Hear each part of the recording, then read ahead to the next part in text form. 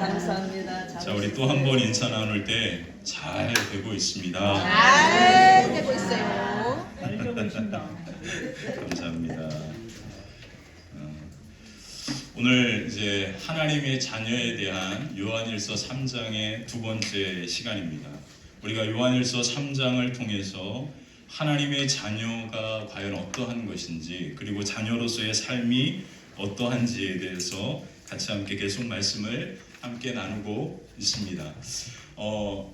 하나님의 자녀의 삶, 그것은 우리의 신앙의 가장 중요한 본질을 의미하는데요. 우리가 지난 주간에는 우리가 하나님의 자녀라고 하는 자녀로서의 정체성에 대해서 함께 살펴봤습니다. 우리가 하나님의 자녀가 된 것은 예수님의 십자가의 그 놀라운 은혜가 죄의 문제를 해결해 주셨기 때문에 바로 그 십자가의 은혜로 말미암아 우리가 하나님의 자녀가 되었다라고 그렇게 말씀을 함께 나누었죠. 그래서 우리가 하나님의 자녀이기 때문에 우리는 하나님의 자녀로 끊임없이 하나님의 사랑을 바라보면서 나아가야 한다라고 하는 것을 함께 말씀을 나누었습니다. 우리가 같이 함께 이 요한일서를 통해서 아주 신앙에 중요한 세 가지의 주제를 같이 함께 살펴봤는데요. 그 첫 번째는 무엇이냐면 하나님과의 깊은 사귐에 대해서 말씀을 나누었고요.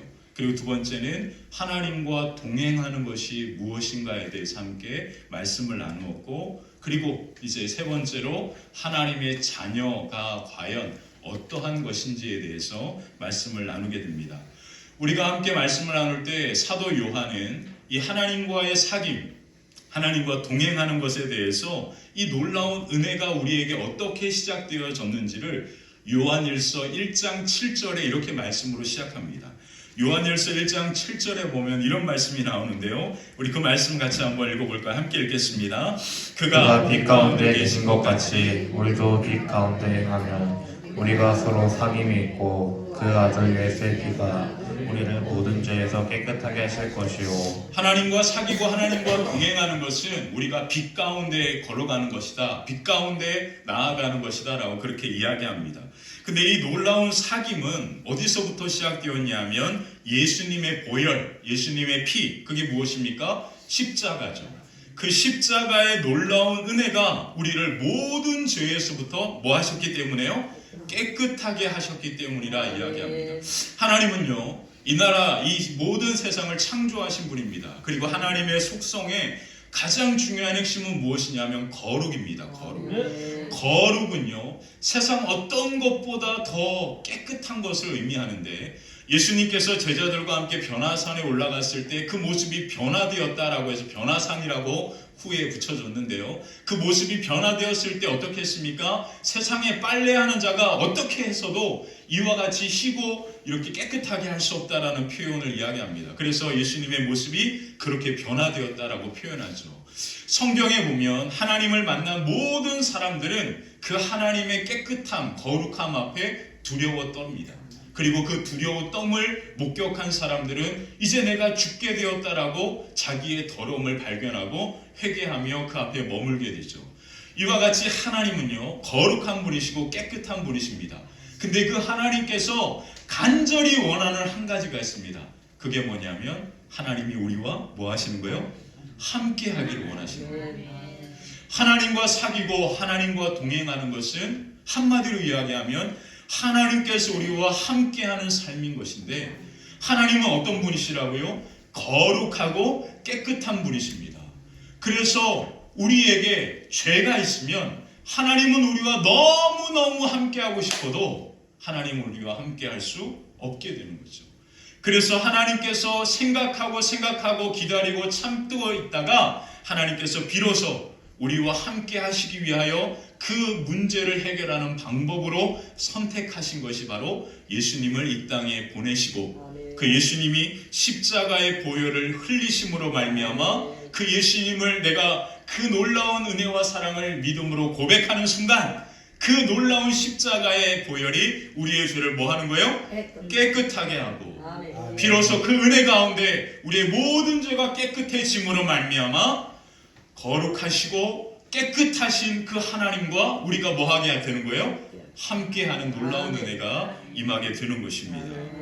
자, 그래서 하나님과 함께하는 이 놀라운 은혜, 하나님과 동행하는 이 모든 것은 우리가 깨끗해서가 아니라 우리가 하나님 앞에 그렇게 옳다라고 깨끗하고 순결하고 의롭게 살아서가 아니라 우리가 오직 예수님의 십자가의 그 은혜를 믿음으로 뭐 했기 때문입니까? 고백하고 그 십자가의 은혜를 우리가 마음으로 품고 그 예수 그리스도를 영접함으로 말미암아 하나님의 놀라운 은혜가 우리 가운데 시작되어진 것입니다. 아멘. 그러므로 이것이 오늘 저와 여러분 가운데 임한 하나님의 엄청나게 놀라운 사랑이고 축복인 것이죠. 아멘. 이것을 우리가 믿고 고백하며 나아가는 사람들이 바로 그리스도인들이고 아멘. 그리고 이 사랑 안에 살아가는 모든 사람들을 가리켜서 뭐라고 표현합니까? 그들이 하나님의 자녀다라고 이야기합니다. 아멘. 그러므로 하나님의 자녀는 이미 예수 그리스도의 피로 우리의 모든 죄의 문제가 해결되어진 자들이죠. 아멘. 그리고 그들 가운데 하나님이 함께 하시고 그들 가운데 하나님과 함께 동행하는 인생과 삶이 시작된 사람들을 하나님의 자녀라고 이야기합니다. 자, 이 사도 요한이 이 하나님의 자녀에 대하여 이야기하면서 요한일서 3장 1절에 가장 먼저 이 말씀으로 시작합니다. 3장 1절을 우리 같이 한번 읽어볼까? 함께 읽겠습니다. 시작. 보라, 아버지께서 어떠한 사랑을 우리에게 베푸사 하나님의 자녀라 일컬음을 받게 하셨는가? 우리가 그러하도다. 그러므로 세상이 우리를 알지 못함은 그를 알지 못함이라. 아멘. 자, 우리가 하나님의 자녀라 일컬음을 받게 된 것은 무엇이라 이야기합니까? 아버지께서 우리에게 뭐 했다고요? 사랑을 우리에게 베풀어 주셨기 때문이다. 그 사랑이 바로 십자가이잖아요. 아멘. 그래서 그 사랑을 우리에게 베풀어 주셨기 때문에 우리가 하나님의 자녀라 일컬음을 받게 되었다. 아멘. 다른 말로 표현하면 내가 하나님의 자녀입니다. 이게 아니고요. 하나님께서 우리를 하나님의 자녀라고 인정해 주신 것을 의미합니다. 이해가 되십니까? 아멘. 아무리 우리가 하나님 앞에 나는 하나님의 아들이야, 하나님의 딸이야 이렇게 말해서 된 것이 아니고요. 바로 예수님의 십자가의 은혜가 우리 가운데 그 사랑이 부어짐으로 말미암아 그 사랑을 우리가 인정하고 고백할 때 그 믿음이 바로 하나님 보시기에 우리를 하나님의 자녀라고 일컬음을 받게 하는 놀라운 은혜로 임하게 된 것입니다. 아멘. 그래서 하나님의 자녀가 되는 것은 하나님께서 우리를 그렇게 불러주신 거거든요. 아멘. 이보다 더 큰 은혜와 사랑이 어디 있겠습니까? 아멘. 그래서 요한복음은 뭐라고 이야기합니까? 영접하는 자, 그 이름을 믿는 자들에게는 하나님의 자녀가 되는 뭐라고요? 권세가 임하였다. 아멘. 권세는 내가 붙든 게 아니고요. 하나님께로부터 온 것을 의미합니다. 아멘. 그래서 하나님의 자녀로 우리가 이와 같이 살아가는 것은 살아계신 하나님께서 그리고 이 땅을 다스리시는 하나님께서 그리고 이 땅을 심판하시는 하나님께서 우리를 하나님의 사랑하는 아들과 딸로 불러주시고 인정해 주신 줄 믿습니다. 아멘. 자, 이 말씀을 한단 말이에요. 이 말씀을 하면서 요한이 가장 먼저 뭐라고 이야기했습니까? 1절을 다시 한번 보실까요? 1절 이 말씀 앞에 뭐라고 시작하고 있습니까? 보라. 보라는 말은 무엇을 의미할까요? 보라 이런 거예요. Look at me! 나를 보라! 이렇게 표현한 거거든요. 눈을 들어 보라 이런 거예요. 저를 보십시오. 이렇게 보는 것을 의미합니다. 사도 요한이 말씀을 교회에게 하면서 너희는 하나님의 자녀다라고 이야기하면서 가장 먼저 뭘 이야기합니까? 보라 이걸 이야기한 거죠. 보라. 자, 이 보라라고 하는 것은 신앙에 아주 중요한 의미가 있습니다. 이 본다라고 하는 이 말이 바로 무엇입니까? 믿음을 의미하거든요. 믿음은 무엇이냐면 내가 믿습니다. 주여 내가 믿습니다. 이게 아닙니다. 믿음은 뭐 하는 거예요? 보는 것입니다. 우리가 눈으로 무엇인가를 보잖아요. 근데 여러분 그거 아십니까? 모든 사람은 자기가 보는 대로 살아갑니다. 아멘이십니까? 내가 무엇을 보느냐가 내 인생의 걸음을 결정합니다. 여러분들이 인터넷에서 다양한 유튜브를 보시죠. 알고리즘이 왜 무섭냐면 여러분들이 검색하고 본 거대로 그 알고리즘이 구축이 되는 거예요. 그러니까 여러분들이 유튜브에서 구글이나 네이버에서 검색을 한 그것이 모든 세팅이 그거에 맞춰집니다. 그러니까 여러분들이 핸드폰을 볼 때마다 여러분들은 계속 뭐를 보는 거예요? 그것과 관련된 것만 봅니다. 그러면 여러분 어떻게 되는지 아십니까? 그게 여러분들의 인생이 되는 거예요. 그래서 보는 것이 정말 무서운 거거든요. 근데 이것을 인지하지 못하는 순간 그렇게 구축이 됩니다. 근데 문제는 뭐냐면 이것의 폐해가 증명이 된 게 없어요, 아직까지. 그러므로 여러분들의 인생을 이 핸드폰에 매여 살아가는 것만큼 바보 같은 건 없습니다. 여러분들이, 이게 이제 어머니 핸드폰인데, 여러분들이 이게 검색하잖아요? 그럼 여러분들이 검색한 대로 여러분들은 매일 이 검색을 보면 그거에 관련된 것만 계속 뜬단 말이에요. 그러면 여러분들이 계속 그것만 보면 여러분들 인생 그것만 보면서 살아가는 인생이 되는 거예요. 그것만큼 무섭고 두려운 게 어디 있습니까? 왜 그러냐면 보는 것은 여러분들의 걸음을 결정하는 문제이기 때문에 그렇습니다. 여러분들이요, 오늘 이 시간 왔습니다. 그리고 예배 시간은 지금 핸드폰을 보지 않잖아요. 이것과 단절되었단 말이에요. 그래서 예배는 너무 중요합니다. 왜 그러냐면 내 삶이 단절되는 거거든요. 내가 보는 것에서 단절되는 거예요. 그리고 내가 생각하던 것에서 단절되는 거예요. 이 단절되는 이 짧은 예배의 시간이 여러분들의 인생의 걸음을 바꾸는 것입니다. 그래서 유대인들 어머니들은 지난번에도 말씀드렸지만 자녀들에게 안식일이 다가올 때마다 뭐라고 아이들에게 가르치냐면 안식일을 거룩하게 지켜라. 그 안식일이 너를 지켜줄 것이다. 이것이 성경의 가치관이고 이것이 우리의 삶이 되어야 합니다. 근데요, 세상 사람들은 이것을 놓지 못합니다. 왜요? 이것밖에 없거든요. 친구가 나를 아무 말 없이 위로해주고 아무 말 없이 내게 기쁨을 주는 것은 이것밖에 없잖아요. 그러니까 이걸 못 놓는 거예요. 여러분들 직장 출근할 때 여러분들이 핸드폰을 집에 두고 왔습니다. 그럼 내가 퇴근하고 가져가야지. 그러시는 분 계신가요? 아무리 늦어도 다시 집으로 가시잖아요. 그리고 핸드폰을 가지고 다시 출근하시잖아요. 애들도 마찬가지입니다. 군인들도 요즘은 핸드폰을 가까이 이렇게 두는다라고 그렇게 얘기를 하더라고요. 정말 무서운 시대가 되어버린 거예요. 이제는 보는 것에 사로잡힌 시대에, 자, 여러분들 그거 아십니까? 보는 것이 인생을 결정하는데 보는 것을 결정하는 게 뭔지 아세요? 그게 우리 마음입니다.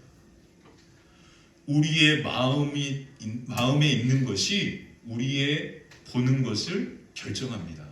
다른 말로 표현하면 여러분들의 마음에 품은 것이 여러분들의 보는 시각을 결정한단 말이에요. 여러분들의 마음속에 끊임없이 돈이라고 하는 것이 이렇게 가득 있으면 여러분들이 보는 것은 뭐밖에 없어요? 돈과 관련된 것들을 보기 시작합니다. 그래서 핸드폰을 보면 돈과 관련된 것들만 계속 나오는 거예요. 이게 무서운 거잖아요. 그러므로 여러분들의 마음에 어떤 마음을 품느냐에 따라서 여러분들이 보이는 것이 결정되는 거예요. 자, 이것을 뭐라고 말합니까? 믿음이라고 하는 겁니다. 자, 그래서 우리가 어떤 믿음을 품느냐, 마음속에 간직하느냐에 따라서 여러분들이 보는 게 결정되어지는 거예요. 그래서 신앙에 보는 것은 믿음과 아주 긴밀하게 연관이 되어 있습니다. 그래서 믿음장이라고 하는 히브리서 11장에 보면 그 믿음에 대하여 이렇게 이야기하는데요. 히브리서 11장 1절에 보면 이런 말이 나옵니다. 히브리서 11장 1절 이렇게 이야기하여 믿음은 바라는 것들의 실상이다. 우리가 마음으로 믿고 보는 것이 우리의 삶에 진짜 그것이 우리의 삶에 그대로 이루어지고 성취된다라는 뜻입니다.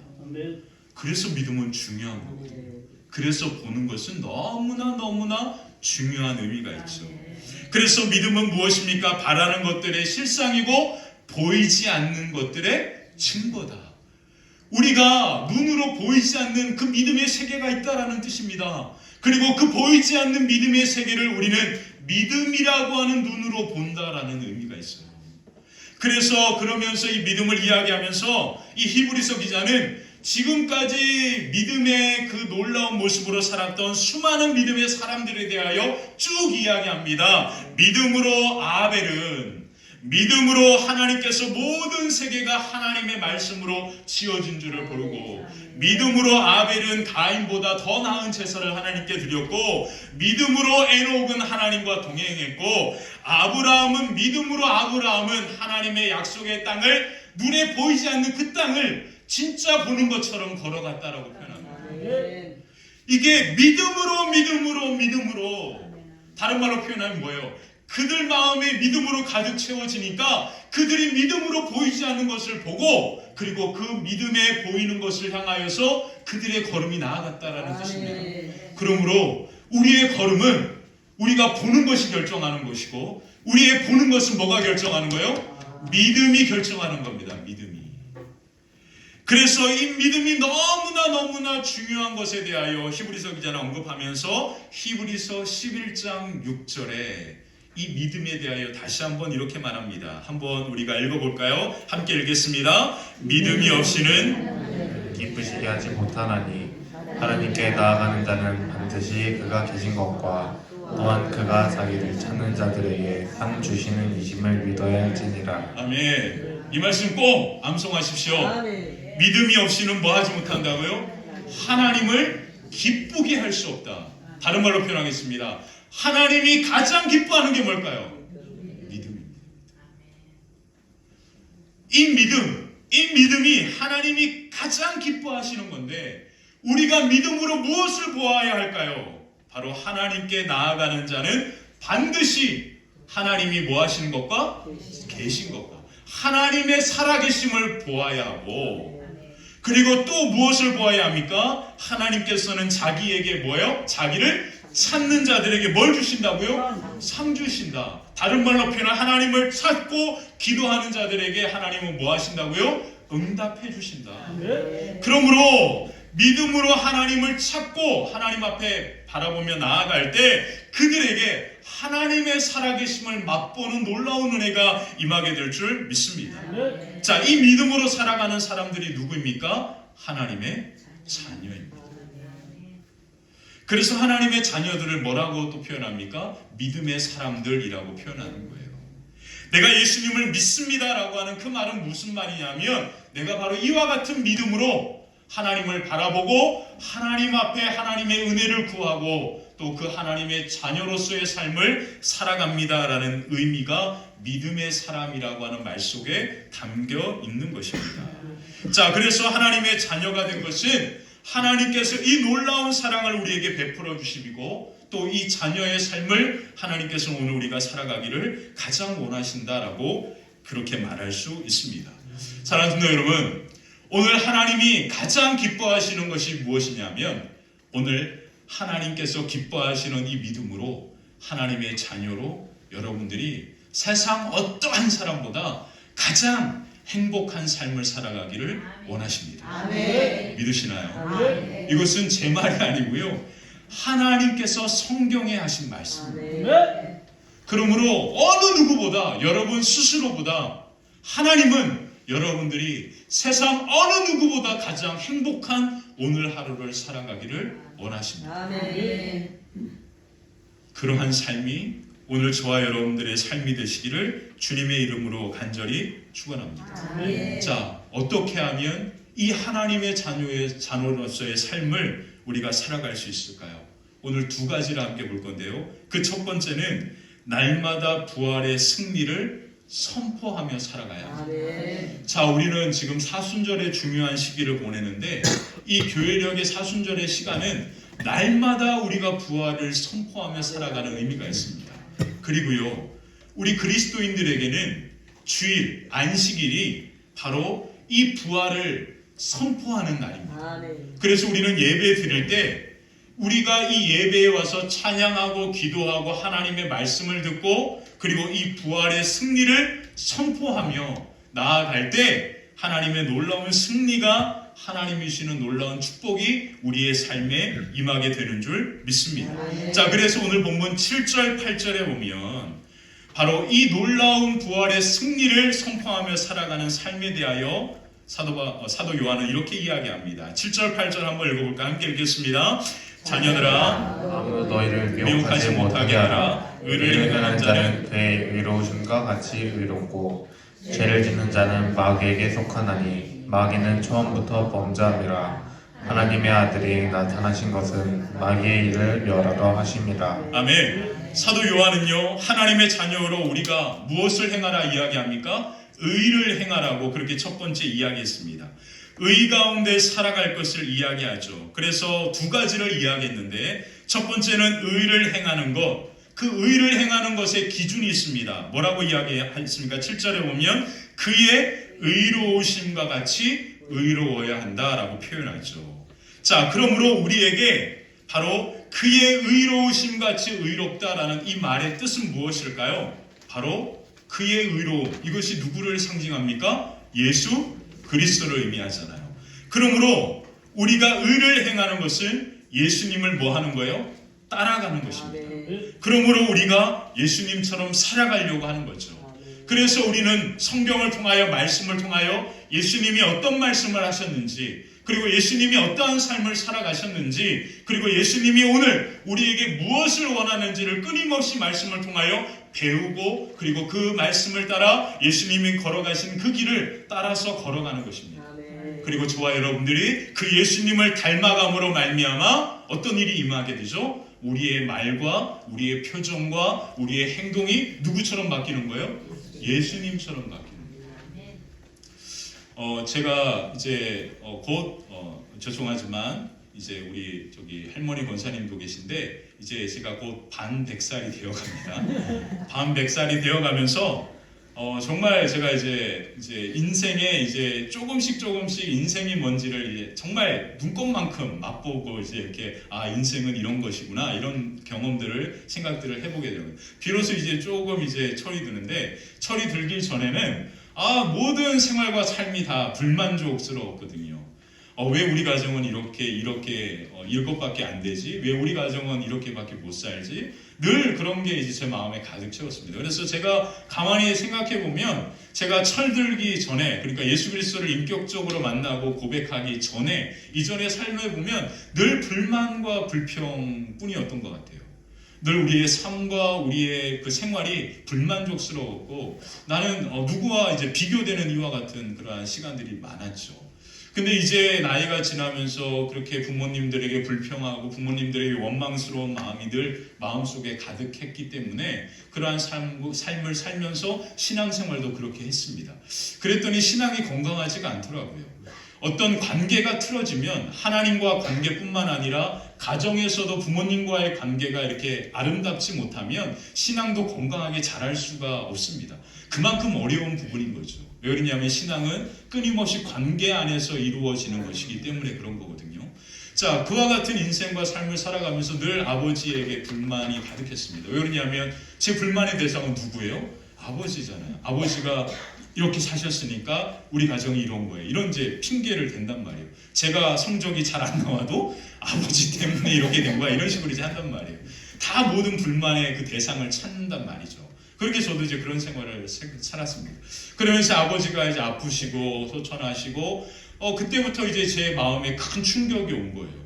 아버지가 그렇게 떠나가시는 것을 경험하면서 제 인생의 가장 큰 마음의 변화의 시간이 찾아왔습니다. 그러면서 아버지에 대한 그리움 가운데 시간들을 보내면서 이제 몇 년의 시간들을 보내고 유학도 갔다 오고 이런 시간들이 있었죠. 자, 제가 오늘 아침에 거울을 보다가 깜짝 놀랐어요. 거울에 아버지가 서 계신 거예요. 와, 야, 제가 머리 만지고 막 하다가 왜 아버지가 계시지? 제가 깜짝 놀랐어요. 야, 제 모습이. 제가 오늘 아침에 주일에 이제 교회 왔잖아요. 제가 이제 이렇게 사무실에 이제 가방을 들고 들어갔다가 저희 할머니와 이제 우리 사촌 동생이 누워 있었는데 사촌 동생이 이모랑 똑같이 얼굴이 똑같더라고요. 그래서 그 친구한테 야, 넌 어떻게 엄마랑 똑같냐 그랬더니 그 친구가 오빠도 똑같아 그렇게 얘기하는데, 야, 어쩔 수 없구나, 그런 생각이 불현듯 들었습니다. 이게 바로 중요한 의미가 있잖아요. 우리가 예수님을 따라간다라는 것은 이런 거거든요. 점점점 우리의 삶에, 우리의 입술에, 우리의 말에, 우리의 행동에 누구처럼 닮아가는 거예요? 예수님처럼 닮아가는 놀라운 은혜가 임하게 되는 것입니다. 자, 그래서 두 번째를 뭐라고 표현했냐면, 죄를 짓는 것은 우리가 다시 무엇에 속하게 된다? 마귀에게 속하게 된다라는 무서운 말로 이야기합니다. 정말 무서운 말이거든요. 죄의 문제가 해결됐는데 다시 우리가 죄 가운데 거하면 우리는 다시금 마귀에게 속하게 되어버린다라고 그렇게 이야기합니다. 그러면서 이 사도 요한은 이 두 가지를 이야기하면서 가장 먼저 이 말을 했거든요. 그 말을 우리 같이 한번 7절에 다시 한번 보면 7절에 이렇게 이야기합니다. 한번 읽어보겠습니다. 자녀들아, 아무도 너희를 미혹하지 못하게 하라. 자, 이 말이 가장 중요한 핵심입니다. 우리가 하나님의 자녀로 이 땅 가운데 살아가는데 너희가 가장 먼저 기억해야 될 것은 무엇이냐면 어느 누구도 너를 미혹하지 못하게 하라고 그렇게 부탁합니다. 자, 미혹이라고 하는 이 말이 무엇을 의미할까요? 제가 성경을 보면서 이 미혹이라고 하는 이 단어, 한글은 무엇을 내포하고 있냐면 무엇인가 너를 유혹한다라는 의미로 그렇게 받아들여지잖아요. 그래서 우리는 자꾸 이 말을 대상을 생각합니다. 그래서 마귀가 유혹하는 대로 우리가 넘어지면 안 되겠다, 이런 생각으로 생각할 수 있습니다. 근데 이 미혹이라고 하는 이 성경이 쓰여진 이 단어를 보면 무슨 말이냐면 길을 잃어버린다라는 뜻이에요. 우리가 하나님의 자녀로 살아가면서 길을 잃어버리지 않도록 더욱더 너희가 조심해야 되라고 그렇게 부탁하고 있는 겁니다. 그래서 길을 잃어버린다라는 말은 무엇을 의미합니까? 바로 방향을 잃어버린다. 다른 말로 표현하면 무엇일까요? 우리가 바라보는 시선을 다른 것에 빼앗긴다라는 뜻입니다. 자, 그러므로 이 말은 우리에게 너무나 중요합니다. 왜 그러냐면 세상은 끊임없이 우리의 시선을 뭐하고 있죠? 빼앗고 있거든요. 갖다 버리세요. 이거 갖다 버리세요. 그러면 다 저한테 뭐라 그러시겠죠? 목사님이나 버리세요. 저도 사실 이거 그래서 우리가 뭐 해야 되냐면 분별력을 가져야 돼요. 그리고 뭐 해야 합니까? 멈출 수 있어야 합니다. 그래서 교회에 올 때는 제발 핸드폰으로 성경 보지 마시고 뭐를 보셔요? 성경책으로 좀 보셨으면 좋겠어요. 괜찮습니다. 서로 바라볼 필요가 없어요. 괜찮습니다. 여러분들 정말로 지금 우리는 정말 무서운 시대를 살아가고 있습니다. 그래서 우리의 신앙이 분별력을 잃어버리면 우리는 길을 잃어버리게 되고요. 길을 잃어버리면 우리는 어떻게 됩니까? 결국 우리가 다시금 누구에게 속한 삶을 살아가는 거예요? 마귀. 정말 무서운 겁니다. 예수님이 우리를 어떻게 그 마귀의 죄에 종되었던 삶에서 구원해 내셨습니까? 십자가의 놀라운 은혜가 우리를 그 죄악으로부터 자유케 하지 않았나요? 그 놀라운 은혜 가운데 우리가 비로소 하나님의 자녀의 삶을 살게 되었는데 우리가 시선을 잃어버리고 우리가 나아가야 할 길을 놓쳐버리면 죄악 가운데 넘어지게 되면 우리는 다시금 마귀에게 속한 죄에 속한 삶으로 살아가게 된다라고 그렇게 말하고 있는 겁니다. 그러므로 오늘 우리가 무엇을 기억해야 할까요? 날마다 우리는 무엇을 바라보아야 할까요? 우리의 마음에 무엇을 품어야 할까요? 예수님이 이 땅에 오신 목적이 무엇이라고요? 8절에 뭐라고 되어 있습니까? 하나님의 아들이 이 땅에 오신 것은 마귀의 일을 아멘이십니까? 네. 하나님의 아들 예수 그리스도가 이 땅에 오심은 죄악 가운데 사로잡혀 있는 우리를 자유케 하기 위함입니다. 네. 그러므로 예수님께서 이 이루신 놀라운 십자가의 승리를 우리는 날마다 뭐 해야 합니까? 가슴으로 품고 이 놀라운 승리를 믿음으로 바라보고 날마다 이 승리를 고백하며 나아가야 할 줄 믿습니다. 그래서 요한복음 8장에 뭐라고 이야기합니까? 진리를 알지니 진리가 너희를 뭐 한다고요? 자유케 한다. 하나님은 오늘도 우리가 행복하게 살아가길 원합니다. 이 행복은 어떤 행복입니까? 죄의 종되어 마귀에게 속한 삶이 아니라 예수 그리스도의 십자가의 은혜로 이 모든 속박에서부터 자유함 받아서 아멘. 하나님의 자녀 그 영광의 승리를 마음껏 누리며 살아가는 은혜가 저와 여러분들 가운데 임하게 된 줄 믿습니다. 아멘. 예수님께서요 십자가를 지시기 전날 밤 제자들에게 엄청나게 긴 설교를 했습니다. 그 설교를 요한이 기억했습니다. 이 요한일서를 기록한 사도 요한이란 말이에요. 사도 요한이 그 예수님의 말씀을 마지막 남기신 말씀을 엄청나게 많은 것을 기록해놨습니다. 그게 요한복음이에요. 요한복음에서 예수님께서 성만찬을 함께 마지막 최후의 만찬을 나누시고 제자들의 발을 씻기시고 누가 나를 배반할지를 이야기하고 베드로가 다 예수님을 버려도 나는 예수님을 버리지 않겠습니다라고 이야기한다라고 얘기했을 때 내가 나를 부인할 거야. 그렇게 말씀하신 그 놀라운 사건들이 다 이 마지막 날 있었던 이 마지막 시간에 있었던 일들을 기록합니다. 그러면서 예수님께서 포도나무 비유를 마지막 이야기하고 그리고 예수님께서 말씀하시면서 요한복음 16장에 마지막 대제사장의 17장의 기도 앞에서 이 모든 말씀의 결론을 말씀하세요. 그 결론이 요한복음 16장 33절이에요. 그 결론이 뭔지 아십니까? 이런 결론입니다. 한번 33절 우리 같이 한번 큰 목소리를 읽어볼까? 함께 읽겠습니다. 이것을 너희에게 이르는 것은 너희로 내 안에서 평안을 누리게 하려 합니다.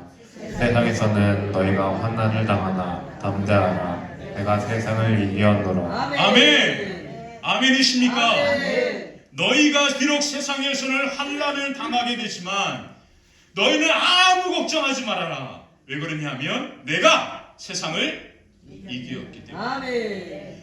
이 세상을 이기신 이 놀라운 사건이 무엇입니까? 바로 예수님의 부활입니다. 부활. 아멘. 그래서 신앙은 십자가에 머물러 있으면 안 됩니다. 아멘. 십자가는 아픔과 고통이죠.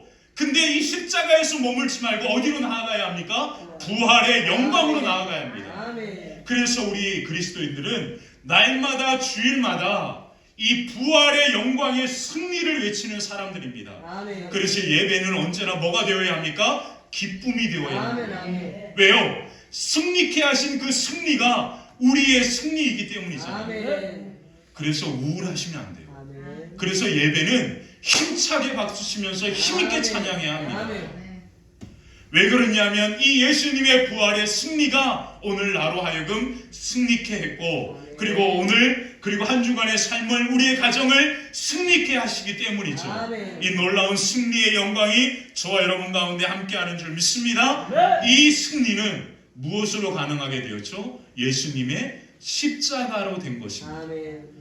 십자가의 대가가 지불되어졌단 말이에요. 아멘. 그래서 이 승리는 그냥 우리에게 찾아온 게 아니라 예수님의 십자가의 피 흘리심의 대가가 지불되어진 승리입니다. 아멘. 그래서 이 승리를 세상 어떤 것으로도 값으로 매길 수가 없는 거예요. 아멘. 아멘. 감당할 수 없는 승리거든요. 그 은혜거든요.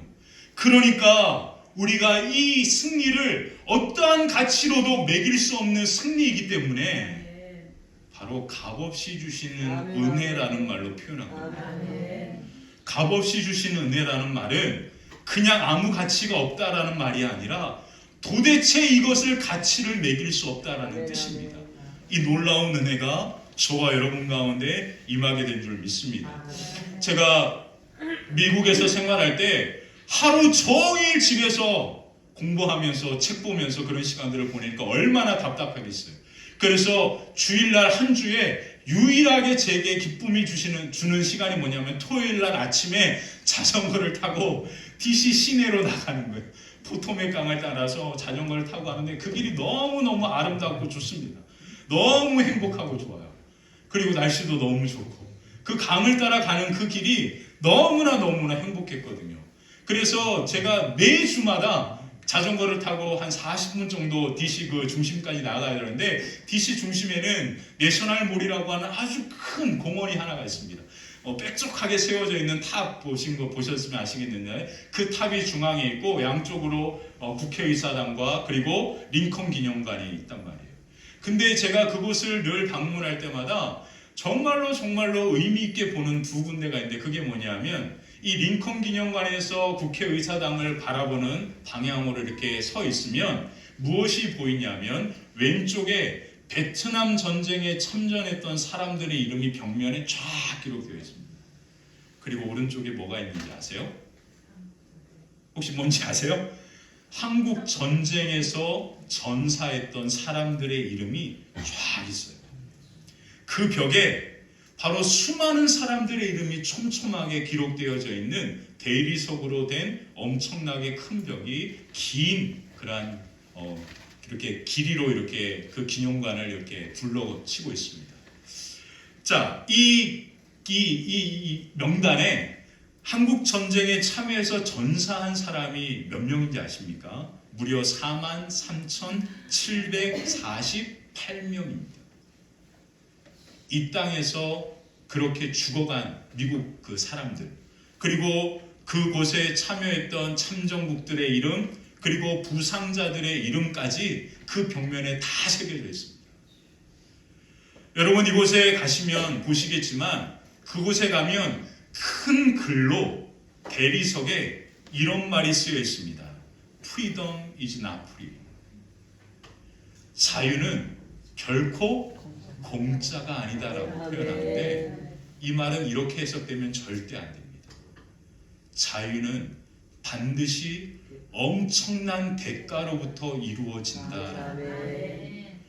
우리가 신앙생활할 때 하나님의 자녀로 이 놀라운 삶을 살게 된 것은 예수님의 십자가의 대가가 뭐였기 때문에요? 지불되었기 때문입니다. 아멘. 이것을 우리는 믿고 인정하는 거거든요. 자, 여러분 한국 전쟁에서 이렇게 전사한 사람, 저는 이 말이 너무나 큰 감동으로 다가오더라고요. 이 세상에 절대 우연히 되어진 것은 아무것도 없습니다. 누군가의 헌신과 눈물과 땀 흘림이 있었기 때문에 되어진 거거든요. 절대 내 손에, 내 삶에 되어진 것은 공짜로 그냥 우연히 내 손에 온 것이 아니다라는 거예요. 자, 이 놀라운 명단 아래에 이 자녀들과 가족들이 이 명단 아래에다가 어떤 글귀를 새겼는지 아십니까? 제가 그 글귀를 읽어드리도록 하겠습니다. 이런 말을 합니다. 전혀 알지도 못했던 나라, 만나본 적 없는 사람들을 지키기 위해 국가의 부름에 응했던 우리의 아들과 딸들을 기억한다, 기린다. 참. 한 나라에서 그 나라가 가장 가치 있게 여기는 것이 무엇인지를 가장 잘 보여주는 부분인 것 같아요. 이 나라 사람들은요, 전혀 알지도 못하고 가보지도 못한 그 나라에서 자기의 자녀들이 죽어간 것을 부끄럽게라든지 억울하게 생각하지 않더라고요. 그것을 엄청난 영광이라 생각합니다. 그 사람들이 바로 미국 사람들인 거죠. 그래서 미국은 엄청난 나라이기도 한 거죠. 근데 그 미국이 출발한 그 배경이 뭐냐면 기독교 가치관입니다. 하나님의 자녀의 삶은 이런 거거든요. 근데 왜 이 땅의 교회들은, 그리스도인들은, 우리는 지금 그와 같은 엄청난 가치 있는 은혜를 맛보고 경험했음에도 불구하고 정말로 가치 있는 자녀의 삶을 살아가지 못할까요? 그 이유가 뭘까요? 혹시 우리의 마음에, 우리의 생각에 다른 것을 품고 있는 건 아닙니까? 그러므로 우리가 기억해야 할 것은 뭐냐면, 우리가 오직 마음에 품어야 할 것은 무엇이냐면 바로 이 십자가의 놀라운 부활의 승리뿐입니다. 이 부활의 영광과 승리를 우리 가슴 가운데 품을 때 이 십자가의 은혜를 위대한 은혜로 고백하고 또 이 은혜가 우리를 하나님의 자녀로 하나님 예수 그리스도를 닮는 거룩한 모습으로 우리의 삶과 걸음을 이끌고 정말로 하나님의 자녀답게 멋진 믿음의 사람들로 우리가 세워지게 될 줄 믿습니다. 그래서 날마다 이 부활의 승리와 영광을 선포하시기를 주님의 이름으로 간절히 축원합니다. 자, 두 번째, 날마다 하나님의 편에 서는 것을 선택해야 합니다. 자, 다시 한번